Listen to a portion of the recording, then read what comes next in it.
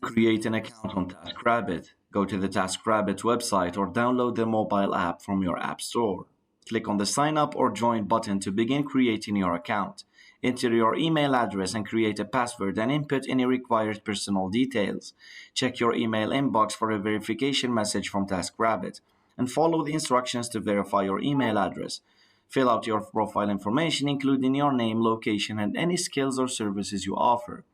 Depending on your location and services offered, you may be prompted to undergo a background check. Review and agree to TaskRabbit's terms of service and privacy policy. Once all required information is provided and agreed upon, complete the registration process. After successful registration, you'll receive a confirmation message indicating that your TaskRabbit account has been created. Use your email address and password to log into your newly created TaskRabbit account. By following these simple steps, you can easily create an account on TaskRabbit and start offering your services or hiring taskers for various tasks.